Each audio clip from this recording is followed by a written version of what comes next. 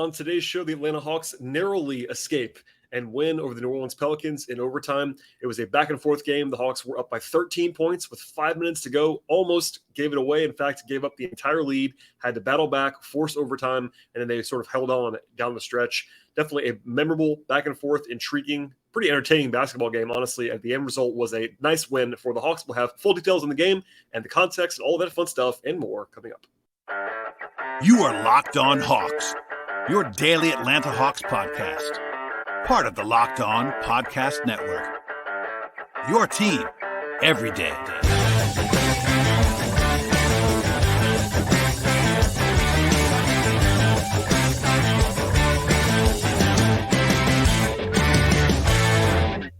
Hello, friends. Welcome to episode 1343 of the Locked On Hawks podcast.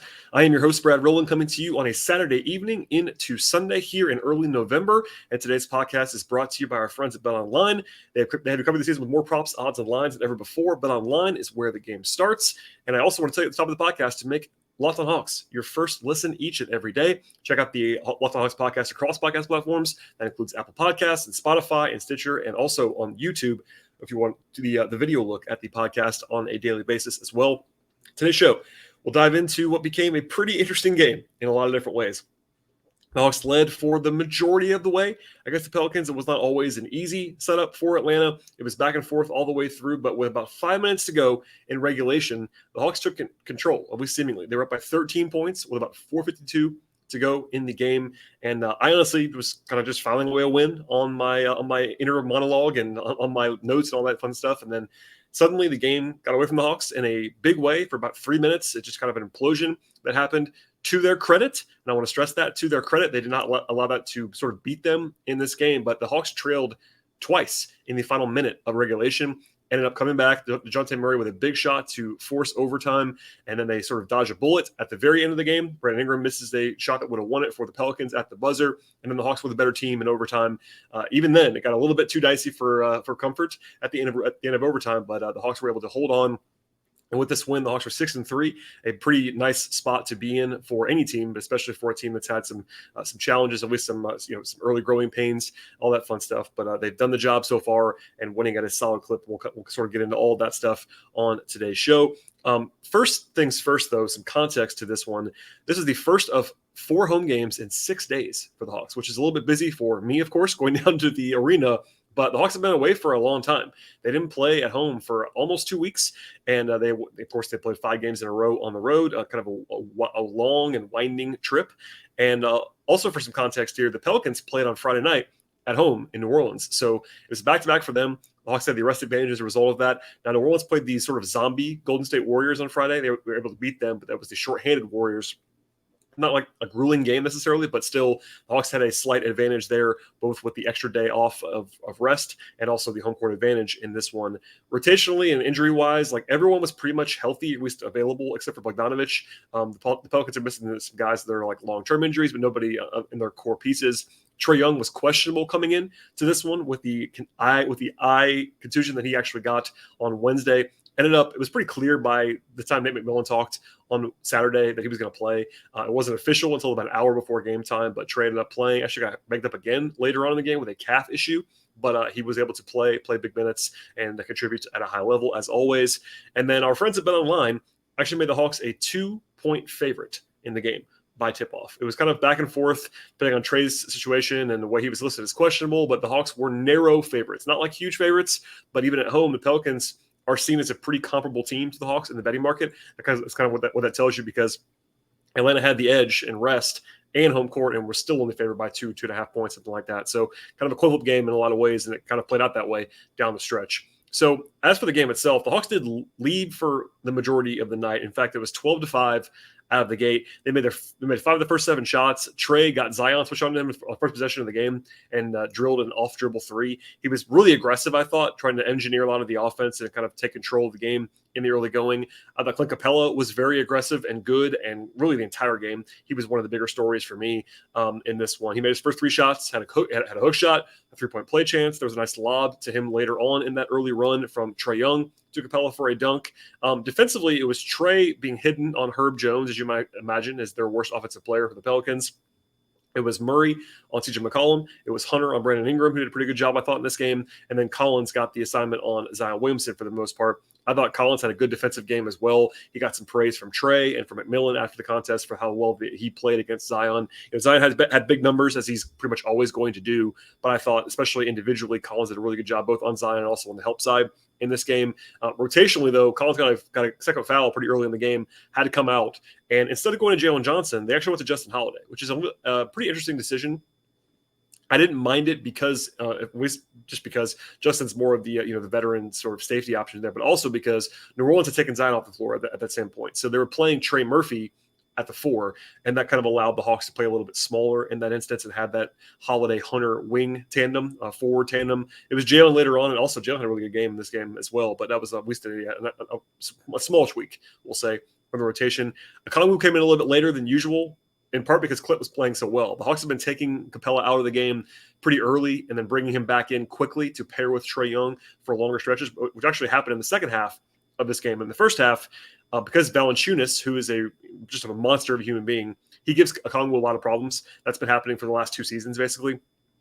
And Capela had it rolling. He had 9 points and 7 rebounds in the first 8 minutes. He was very good there. And then they brought in, as soon as Larry Nance came in at center for the Pelicans, they went to Okongwu. That was kind of the matchup for the most part in this game. Then it was Jalen Johnson, Aaron Holiday joining Justin Holiday, and Okongwu off that bench unit with Trae first and then Dejounte Murray later on.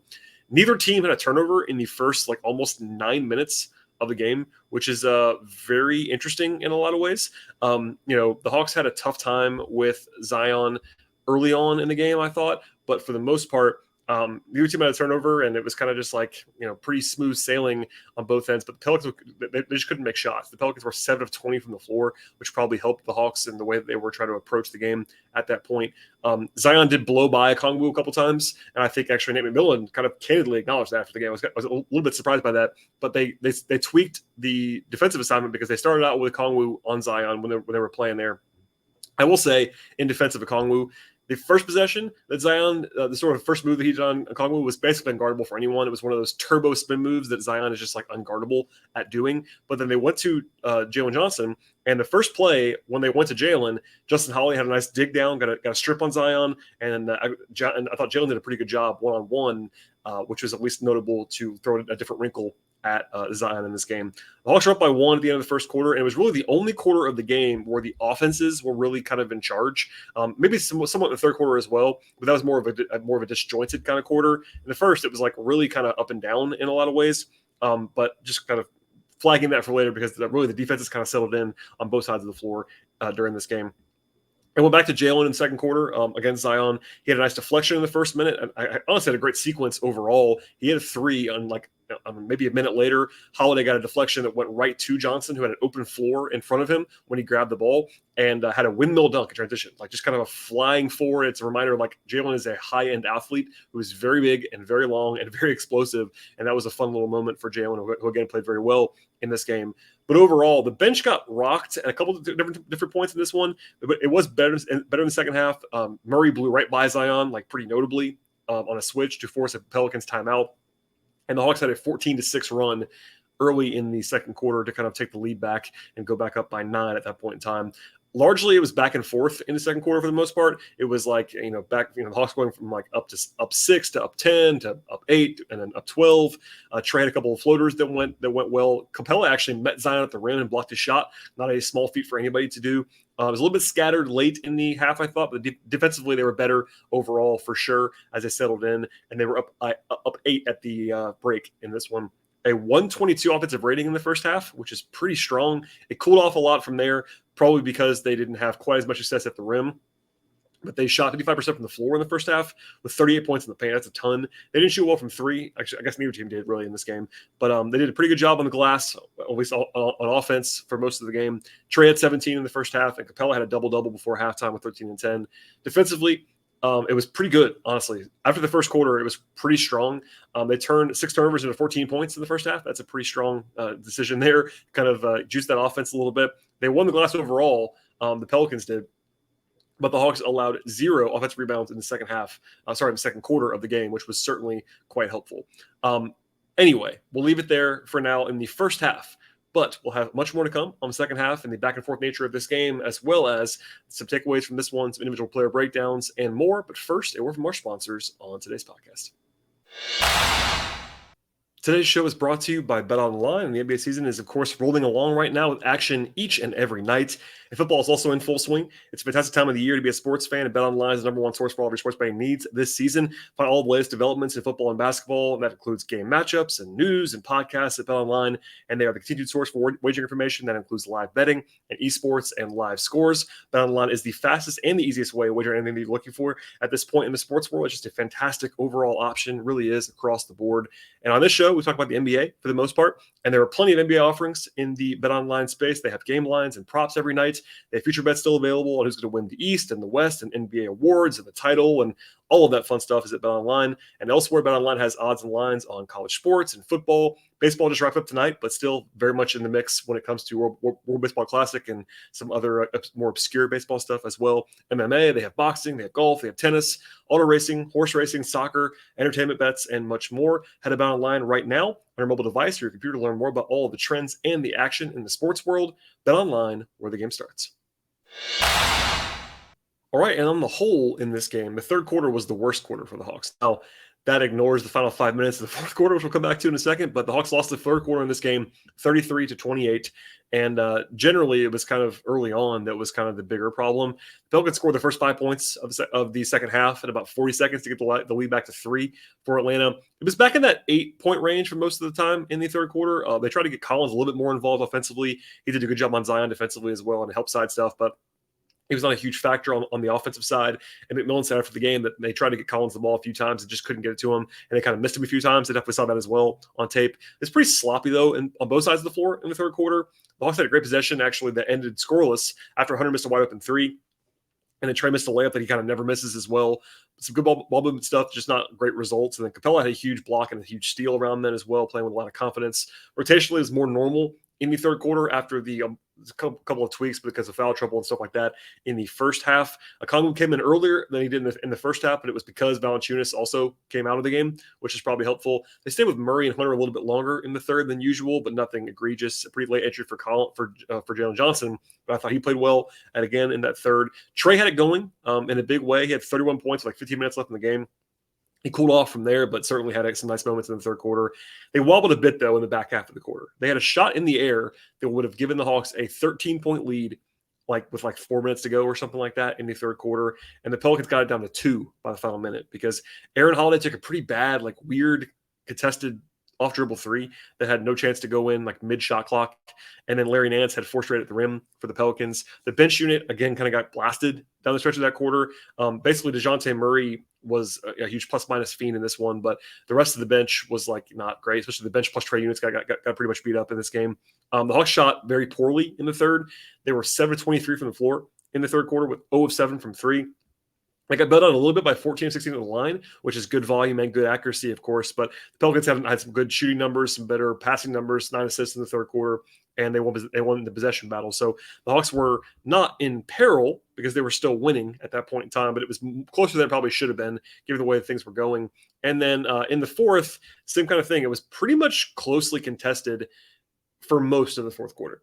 Early on in the fourth, the Hawks hadn't scored in 3 minutes or so from the field. There was a big shot from Justin Holiday, who did not have a good shooting game in this one, but he actually made a timely three early in the fourth quarter that gave the Hawks up 5 or 6 at that point.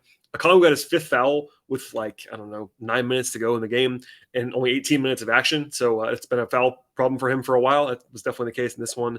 There was a nice aggressive rim attack from Jalen Johnson that was good for a dunk off an offensive rebound. And also I did mention it briefly before, but Trae Young left this game with a right calf contusion, went to the locker room, and with about 7-ish minutes to go in the fourth quarter, the Hawks announced that he was questionable to return. Now, that's a little bit scary at that point in the game, of course. The Hawks were up by 6 points. Trae had played the entire third quarter, so there wasn't anything that was obviously acute about the injury. After the game, Trae said that Zion kind of landed on him funny, and that was, I guess, when he got hurt. But I guess McMillan said he was ready to play. He came back in and play, but it was kind of just the timing was all funny because the Hawks just announced that he was questionable, and then within a minute he was back in the game. So I guess that's good for the Hawks. He seemed to be in good spirits, obviously. but he only sat like a minute after the actual injury update was actually given. But here's the big swing. So the Hawks have a 10-0 run. This is the bright spot, to go from up 3 to up 13 with 4:52 remaining. Hunter hit a couple of big threes. The first one was kind of a questionable shot selection thing, but he made it. And then the second one was much better, like in the flow of things. And then a nice pass from Collins to Capela for a layup. And then Herb Jones missed a pair of free throws for the Pelicans, which gave free Chick-fil-A to all in attendance. And there was a huge ovation for that, as always.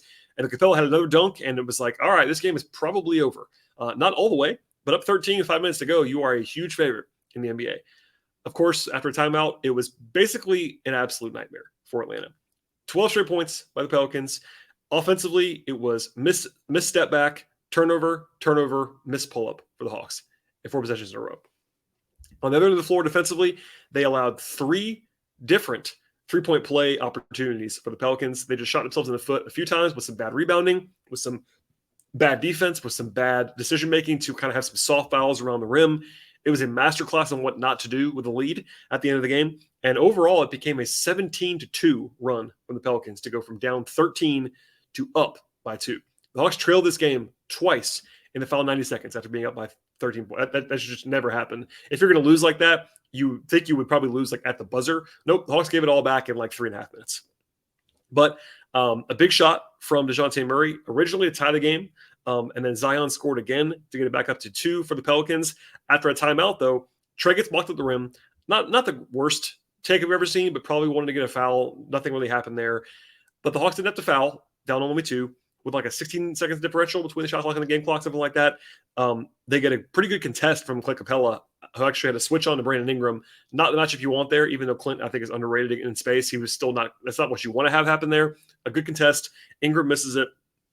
And then Murray basically ISOs. Like it was not a huge surprise to me. I think this is going to happen more often than you might think. But with Trae on the floor, it was definitely, Murray calling the number there. It was not a design play. It was Murray one-on-one against CJ McCollum, and he just kind of beat him for a pull-up jumper with 4 seconds to go, ties the game. And then after a timeout, defensively, the Hawks did wisely put Justin Holiday in the game for defense over Trae Young to make there be nowhere to pick on at that point in time. And Ingram, who is massively long, had a good look, honestly, over the outstretched arms of DeAndre Hunter. He just missed it. And, the Hawks could have easily lost the game right there. That's a shot that Ingram probably makes half the time, maybe a little bit less than that. But it wasn't like it wasn't wide open by any means, but certainly not one where he misses it all the time. And the Hawks dodge that bullet and go to overtime. And we already know now the Hawks won the game. But just as a reminder, in the second half, pre-overtime, the Hawks shot 15 of 45 from the floor. That is 33%. You're going to lose a lot if that's what happens in the second half of the game. They were 8 of 22, only 21 points in the fourth quarter. Just a lot of ugliness on offense. And at the wrong time, they kind of had that implosion when they were up by 13. It never should have got to overtime, quite frankly. I'm sure everyone would agree with that. Nate, I'm sure would agree with that. It was a really bad 3.5 minutes or so. In fact, after the game, Nate said, we played well for 44 minutes, which is basically a nod to that meltdown when it actually happened. But again, fortunately, they escape. They get to overtime on the strength of the Murray pull-up to tie it and then some defense. And they were the better team in overtime. So Murray scores the first 4 points of overtime. The Pelicans did get it to 2. And by the way, would have tied the game. But Larry Nance, who I like, just missed a layup. Just absolutely missed one. Blew one. That was a big moment in the game, honestly. And then Trae beat Zion off a dribble to get a lob to Capela for a dunk. That caused a timeout, and Trae was really going at Zion, like jawing at Zion pretty obviously. The ref had to separate them. Trae was feeling himself at that point in time. The Hawks had 2 chances to put the game really, really away after that. Capela had honestly a great kick-out pass, kind of stunningly, to Murray for a 3 that he missed. And then after a really good defensive sequence from both Collins and Capela on Zion, Trae tried a deep dagger 3 and also missed it. That left the door open, and then immediately the Pelicans tried to get through it. So a few different times down the stretch, they were within 3 with the Hawks having the ball again, but New Orleans is in a zone. They get a bucket for Clint, back and forth. And then honestly, what should have been the dagger again, just a preposterously impressive pass by Trae Young to John Collins for a corner 3 to go up by 6 with 20 seconds to go. Now, it was actually kind of in doubt after that because there was a bad turnover down the stretch. The Pelicans had the ball down 3 with like 5 seconds to go. It wasn't like they had a ton of time, but it was kind of a mess. The Hawks made a mess at the end once again. but they were able to kind of hold on, dodge another bullet, and escape with the win. So that's a lot that happened there. I try not to go full play-by-play on you there, but it was certainly kind of a mess for the last, 5 minutes of regulation and the entire overtime period in a lot of ways. For me, it really ended up being a defensive first win, in my opinion. They had a 110 defensive rating, which isn't like fantastic, but it was far better than that after the first quarter, and really they were plucky defensively in this game. They held the Pelicans to 47% shooting on twos. That's a very good number. And 30% on threes, also a very good number. They only had 23 assists and 60 turnovers for the New Orleans. That's also very good on defense. They had 12 steals. That's the fourth time already in 9 games the Hawks have had double-digit steals. That's like something they only had like maybe 8 or 10 times all year last year. So they are definitely creating more havoc defensively. A lot of that's Murray, but they've been a much more ball-hawking team so far. And the defensive glass was the problem at times, especially with the Congo out there. But for the most part, it got better as the game went along, and they stopped kind of bleeding as much on the glass. Offensively, it wasn't special. They had a 111 offensive rating. That's like not great necessarily. I will say this is from Hawks PR. The Hawks have scored 100 points or more in 30 consecutive games. That's the second longest streak since the Hawks moved to Atlanta, which is 60 years ago, something like that. So that's impressive. And they shot well from 2, 57% on twos in the game. That's very good, but only 9 of 36 from 3. And while these guys had both had great moments in this game at times, the combination of Trae and Dejounte, they weren't like their best selves on offense in this one the entire way through. In fact, they combined to shoot 18 of 49 from the floor and 3 of 17 from 3. And that's not what you want to see from those guys. I mean, obviously they're not going to shoot 50% every night necessarily as guards, but they didn't really have it in this game in terms of like their actual individual shooting. And the Hawks were still able to do just enough offensively. They did have 28 assists and 13 turnovers. That's a good ratio, more than 2-1. And they got 66 points in the paint in this game. That's a ton for this Hawks team. They took 35 shots at the rim. That's a very good number as well. I was encouraged by the shot profile a little bit more for the Hawks in this game. They missed a bunch of shots, but they got to the rim more often and more effectively. So that was a positive as well. But anyway, up and down the board, they weren't perfect. And we'll probably say this one more time at the end of the podcast. They were not perfect in this game. They had to really grind it out. They did really blow it and shoot themselves in the foot down the stretch of the fourth quarter, but there was some resilience to this effort. They all seemed pretty pleased with that. I think defensively they played quite well for the majority of the game, especially the bigs. I thought Collins and Capela were hugely, hugely impactful at the rim and really kind of deterring things for New Orleans, making them a jump shooting team.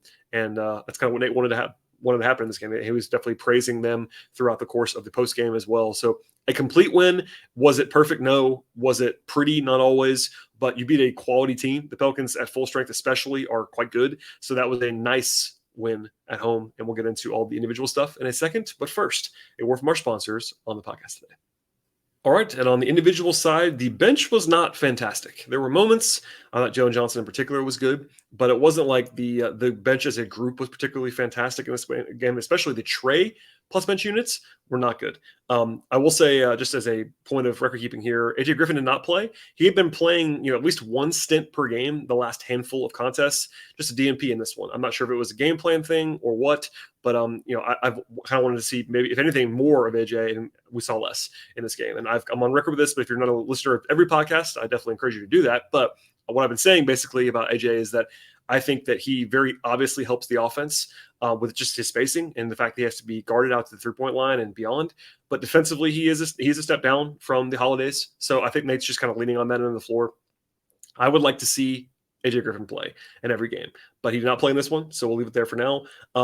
As for the guys who did play, we'll start with Justin Holiday. He had a cold shooting night. He was 1 of 6 from 3 in this game, and when he does that, offensively, he doesn't give you much. That's at least worth noting. Now, I've said this a bunch of times. I'll say it again now. He has proven to be a quality three-point shooter over a large sample size. I do not believe Justin Holiday is a bad shooter. He's shot like 37% for 5 years on real volume. So that is what it is. He's not AJ Griffin as a shooter, that's for sure. He's not Trae. He's not Bogdanovich. And this is another one of those games, by the way, where Bogey's absence really was felt. I've been saying it a lot. I don't want to overstate it either, but he really does. He would solve a lot of issues for this Hawks team, especially with the bench spacing. But Justin, I will say, made his biggest shot attempt of the game when they kind of needed one. They were only up by 2 in the fourth quarter, buried a corner 3. And then defensively, I thought he played well. So that's 2 steals. He was active. They used him as the guy to sub in for Trae on defense at the end of the game, which is the right decision in my mind. So pluses and minuses. He wasn't fantastic by any means, but some stuff to help you for sure. Aaron Holiday, similar story. I don't think he played well. And the plus minus numbers with the Holidays on the floor were not good in this game. He took one just horrible shot, honestly. It was kind of weird for Aaron Holiday. It's also a reminder that he's not a great ball handler by any means, even for a 2. I know he's 6 feet tall and point guard sized, but his ball handling and his decision making not always tip top. But defensively, he definitely gets into you, and he had 2 assists, 3 rebounds, and 5 points in this one. Okongwu had a foul-plagued game. This is one of those contests where I will say this on paper, the Pelicans are a much better matchup for Capela than Okongwu. So that's charitable to Okongwu, but it's also true. And Okongwu was not very good, I don't think, in this game. Like, he had a couple of nice flash plays, but Zion really beat him up a few times. He had 5 fouls in 18 minutes, only 1 rebound. Like, that's going to have to be better. O will have better matchups, like particularly when the Hawks play against like Boston and Toronto coming up soon. He'll be very valuable in those games because they're playing a lot smaller. Those are less great matchups for Capela in a lot of ways, but this is more of a Capela game, and I think the Hawks knew that and played Capela a lot, and rightly so in this one. But Okongwu will have better nights in the future. And Jalen Johnson was really good. Nate said that after the game as well. Like, he got a question about Jalen, but he certainly did not stop short of praising him. He was definitely pretty positive about the way that Jalen was playing. 11 points, 4 rebounds, 2 steals, and an assist. He definitely showed off his athleticism in this game. Defensively, it's still like a roller coaster for Jalen, but I thought one-on-one he was pretty good against Zion. I actually had a competition offline with my friend Kevin Chenard before the game about how Jalen is pretty obviously, in both of our minds, better when he's on the ball and more engaged on the ball. Like, the off-ball stuff's really where you see the issues for him defensively, but his tools are pretty good. And I think we saw that in this game. It was like, all right, Jalen, just go guard Zion. And it was a little bit more effective. Obviously, it didn't stop Zion, but at the same time, he was better than Okongwu was on Zion at this point. So, notable there from Jalen. To the starters, I thought everybody played pretty well in different ways. So DeAndre Hunter had 15 points, 6 rebounds, and an assist, had a block. 6-13 from the floor was not like, he wasn't like super efficient. 2-6 from 3, but those 2 threes were big in the fourth quarter. And I think defensively, Hunter, if anything, I might say has been a little bit disappointing this year on the whole defensively, but I thought he was good in this game. Brandon Ingram is not going to be stopped by really anyone, but Ingram shot 7-23. I thought Hunter was really up in his space. He played aggressively defensively. I thought he did a good job on him.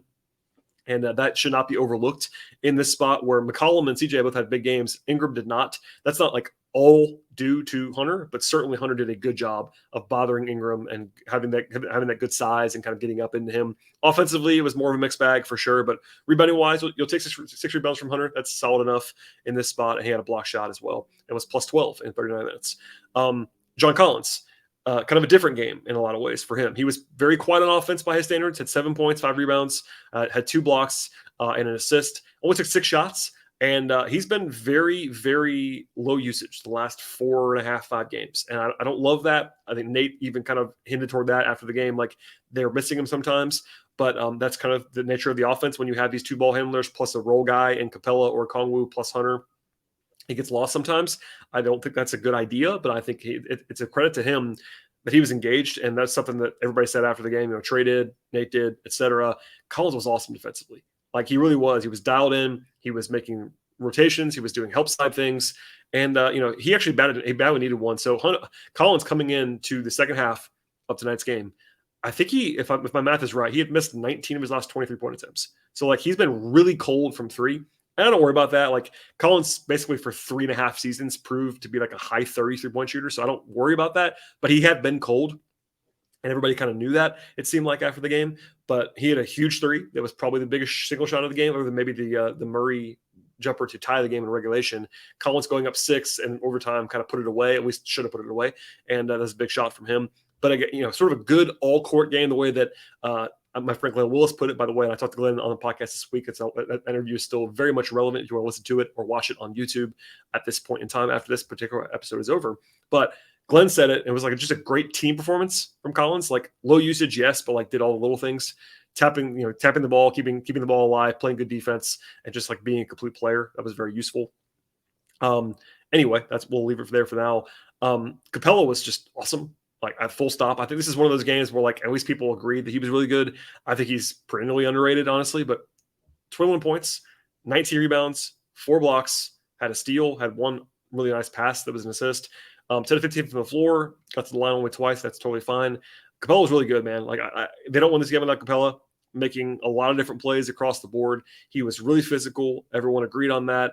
It's one of the showcase games for Clint where, like, I don't think he has this in him every single night right now to put up like 21 and 19. But they had to have him do this against New Orleans. New Orleans is a tough matchup for Okongwu, as I referenced before, and Capela just really stepped up. So I don't want to overstate it or go crazy, but he was super active, super impressive to me defensively. And then he finished around the rim too. Like, it wasn't like he was perfect. He missed one that I'm seeing in my mind right now as I'm talking to you that was pretty bad, but he's efficient enough around the rim. He finished with authority, had a bunch of dunks in this one, and definitely a positive performance from Clint. He was really, really good in this game. I know I talked about the lack of shooting success for Trae and Dejounte, but they did become the first Hawks teammates ever to have a 30-10 with points and assists and a 20-10 in points and assists in the same game. That's one of those stats that's kind of just arbitrary, but definitely impressive. We'll start with Trae, actually, and with Dejounte. Usually end with Trae, but this is one where Dejounte, I think, earned it. But Trae had 34 points, 10 assists.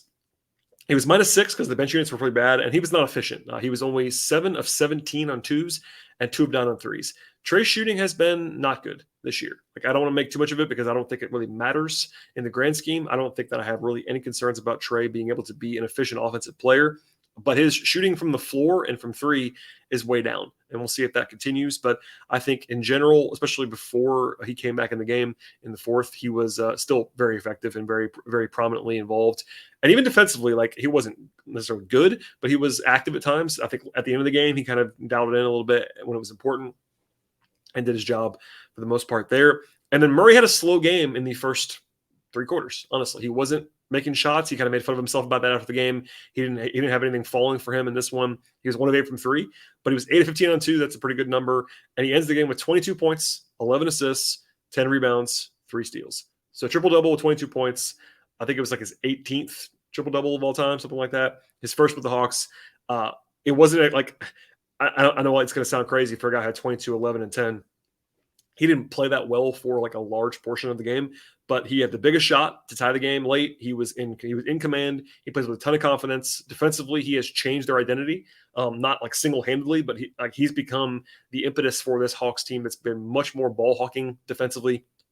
His 3 steals and even just deflections beyond that, he takes care of the ball, and he was a game best plus 21. Now, there was a little bit of noise in there, like those bench units, but honestly, his bench unit stuff has been much better in the last couple of games. So Dejounte's been awesome. I mean, early returns on his individual play are very, very strong. Still a TBD on the partnership long term, but like those guys, Dejounte's playing great. He single-handedly won that Knicks game with the turnaround that he did on Wednesday, and then tonight, like, it wasn't quite that stark because I think Capela has an argument for being the MVP of the game in some ways, but Murray was right up there as well, and obviously Trae is super valuable across the board. So lots of positives from the end of this game, but it was a roller coaster for sure, as I'm sure you can tell by the way that I'm talking about it if you missed it. So from here, the Hawks are in the middle of this very, very tough stretch of schedule. It started with the last 3 games of the road trip that include, and this also includes tonight as well. Those last 3 games on the road were tough after the first 2 in Detroit. Of course, they lost 2 of them, but there are 8 games remaining in that gauntlet of schedule, and 7 of them are against projected playoff teams. By the way, even the easiest game on paper coming into the season was the Utah game at home, and the Jazz are 7-3, and they're playing well. They've not sold their pieces yet. They have a bunch of quality veterans. Are the Hawks better than them? I think so, but there is no longer an easy game on this next 8 games gauntlet.